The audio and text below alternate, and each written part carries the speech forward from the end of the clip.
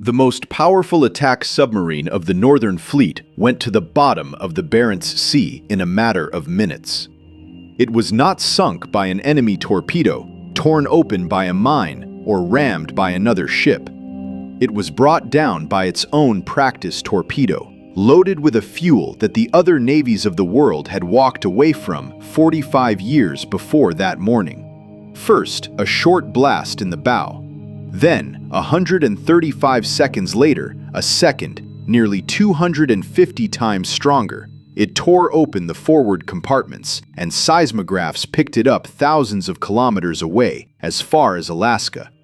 Of the 118 men aboard, 23 were still alive in the aft compartment, and they died before anyone above had even understood that the boat had missed its call. Kursk was no ordinary submarine.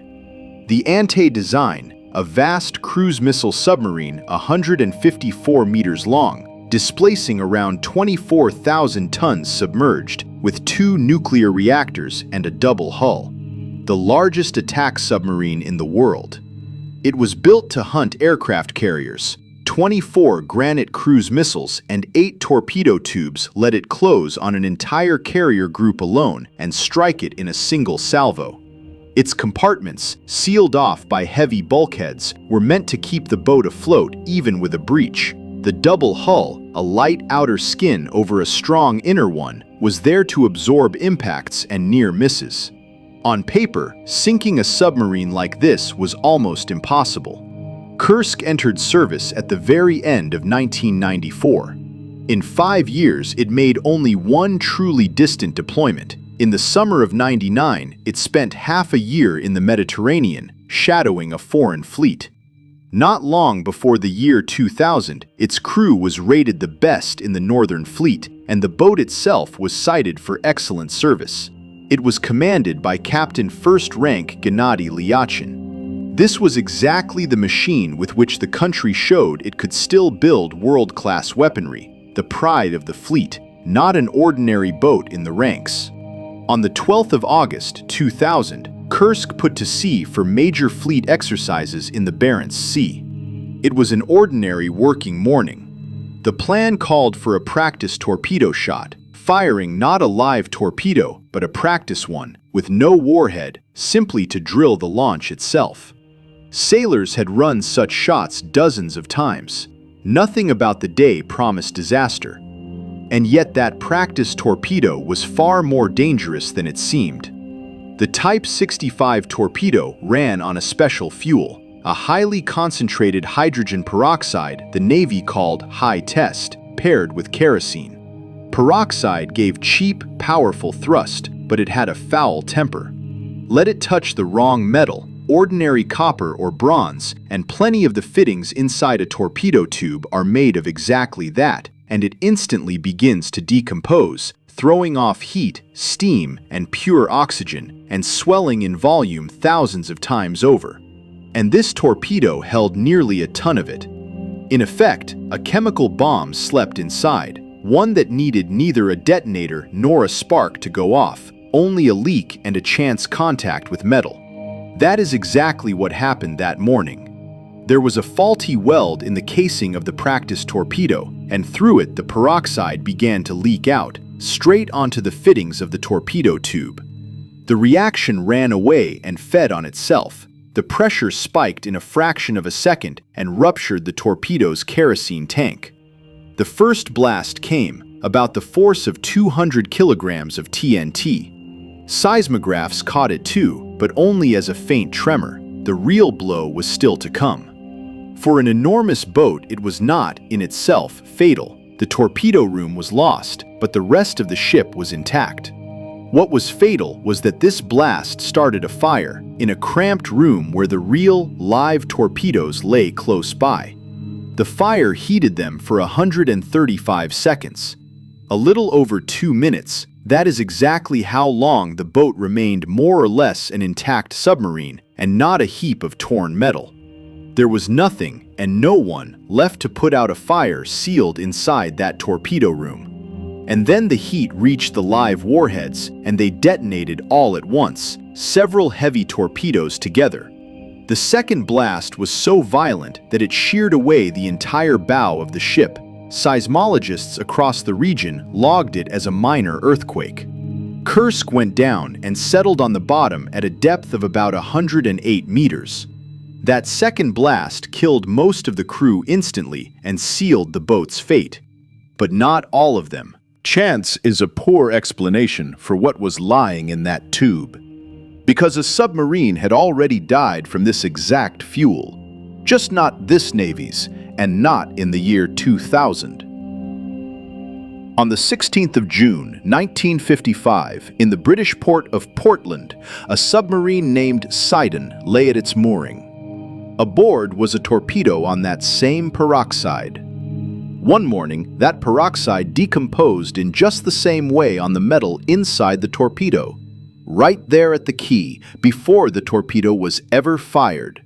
The casing was torn open, the boat flooded, 13 men died. And Sidon was not a bolt from the blue. The fuel itself had come down to these navies from wartime research of the 1940s, and almost everyone who took up peroxide learned the same lessons sooner or later. It could go off on its own, with no enemy anywhere near. The British even nicknamed their experimental peroxide submarines the exploders. That is how often fires broke out aboard them. So after Sidon, the conclusion came quickly.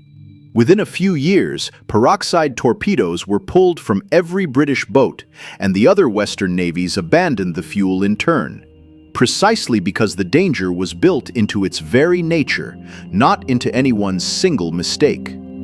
The Soviet and then the Russian Navy kept its peroxide torpedoes.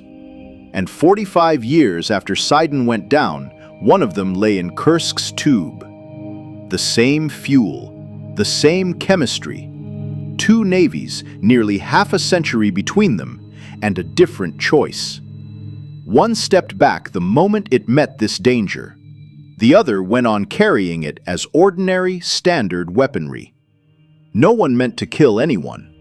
A known risk had simply, over time, stopped being counted as a risk, as had happened in other disasters where the catastrophe was written into a long familiar but never corrected weakness. Meanwhile, in the aft 9th compartment, men were still alive.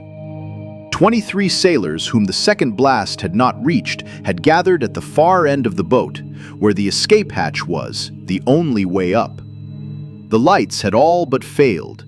Cold water stood around them, and with every hour there was less air to breathe. Among them was Captain Lieutenant Dmitry Kolesnikov. In complete darkness, by feel, he wrote down the names of everyone with him, so that above, at least, they would know who had reached this compartment alive. At 3:15, he left one more short note. There was no panic in it and no accusation, only the sober reckoning of a man who understood his position. He put the chances at some 10 or 20% and asked whoever would read it not to despair. The compartment was intact but sealed. 100 meters and more of cold water overhead, a torn open ship ahead, and neither contact with the surface nor a working emergency ascent. They did not last long. Contrary to the later rumors that the men held out in the compartment for days, the investigation established otherwise. They died in the first hours that same day. Trying to recharge the air supply, someone dropped a potassium superoxide cartridge into water filmed over with fuel oil. The cartridge flared. A short, fierce flash burned up what air was left in the compartment. There was no saving them past the evening of the first day, long before anyone above had even understood what had happened. And the rescue debate that would drag on for years afterward was already unfolding over a dead compartment. The boat was only missed on the evening of the 12th, when it failed to make its scheduled call, and only then did the search begin. It was found on the bottom the next day. After that came day upon day. Russian rescue vehicles approached the escape hatch again and again and slipped off it. The current at depth and the damaged rim around the hatch both fought them. The world watched, and help was offered from many countries. On the fifth day, British and Norwegian rescuers were accepted. A British submersible reached the boat on the 19th of August, and Norwegian divers took over the hatch after it. Only on the 9th day, the 21st of August, did they manage to open it by hand. No one had been alive there for a long time. None of those 9 days of tense waiting could change anything. The compartment's fate had been decided not by the speed of the rescuers, but by a short flash in its first hours. The official cause was not named for 2 full years. All that time, theories arose, each grimmer than the last, and almost all of them led away from the simple, uncomfortable answer. It was said that Kursk had been rammed by a foreign NATO submarine secretly shadowing the exercises. There was talk of an old wartime mine. Wilder claims circulated too, including, at the far end, a missile from one of the fleet's own ships. But the instruments told a different story. The seismic records clearly showed not an impact or a collision, but 2 explosions in sequence, with the distinct signature of ordnance detonating. Foreign submarines were in the area, but none had any contact with Kursk at all. And one more fear that many held in those days went unrealized. A nuclear boat lay on the seabed, yet both its reactors had shut themselves down in the blasts. Their heavy casings were never breached, and no radiation escaped into the sea. The danger had never been the atom. Every thread led not outward but inward, to the boat's own practice torpedo. In 2002, the Prosecutor General's office reached its conclusion. The cause was the explosion of a practice peroxide torpedo from a fuel leak. The case files ran to 133 volumes. The short public summary spoke of worn, obsolete equipment and of breaches in how it was handled. No one was ever held criminally responsible for the 118 deaths. The investigation found no one to charge, and the case was eventually closed. The submarine itself was lifted from the bottom, an engineering operation of a kind never attempted before. The torn-off bow, still packed with ordnance, was too dangerous. It was cut away on the seabed and left there to be raised later separately. In the autumn of 2001, the rest of the hull was gripped by cables, torn from the seabed, and brought into a dock on a special barge.